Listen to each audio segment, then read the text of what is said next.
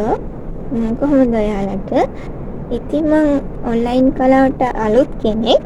මම තෝලෙවල් එක්සෑම් කරලා රිසල්ට් එනකන් බලන් ඉන්න කෙනෙක්. ඉතින් මම ඔයාලා හැමෝටම උදව්වක් වශයෙන් පටන් ගත්තා ඉංග්‍රීසි ඔන්ලයින් පන්තියක්.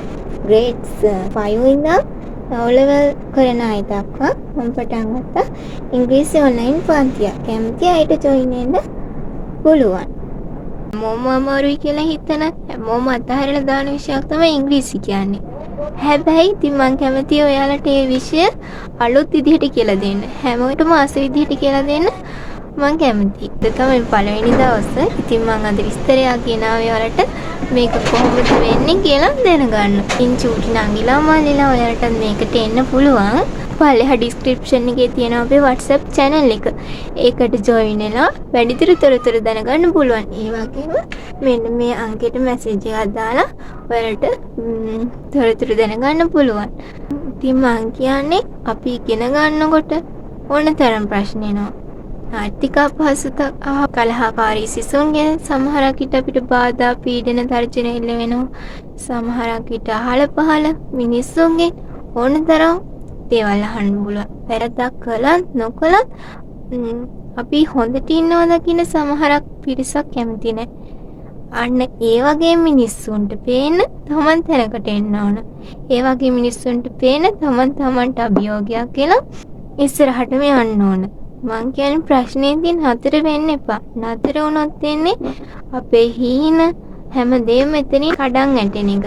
ප්‍රශ්නේ එන්න තරමටම තමයි අපිට නැගිටින්න පුළුවන්.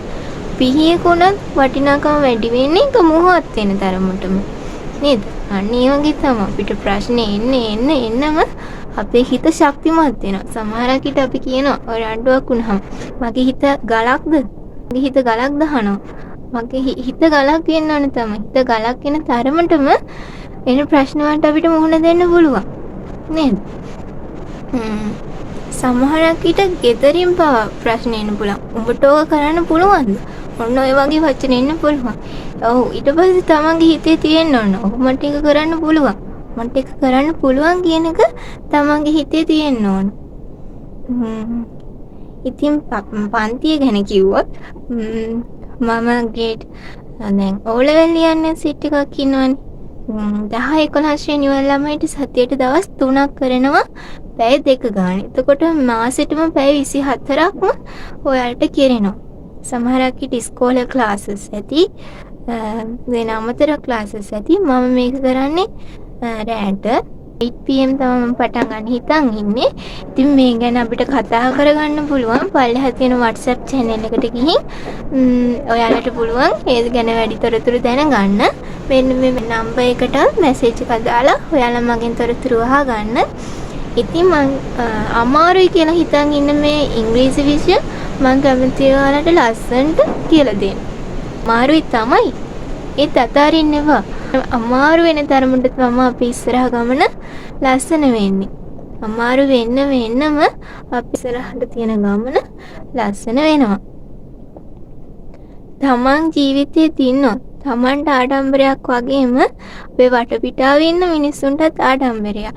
තමන්ට එදා බෑ කියලා වටන්න හදපු මිනිස්සුම එදාට ඇවිල්ලා ඔයාට කන්ග්‍රැචුලේෂන් කියලා යන තරමටම ඔයක් ශක්තිමත් වෙන්න ඕන. අන්න ඒ තරමටම හිත හයිය කරගත්තොත් ඔයා දිනලා ඉවරයි.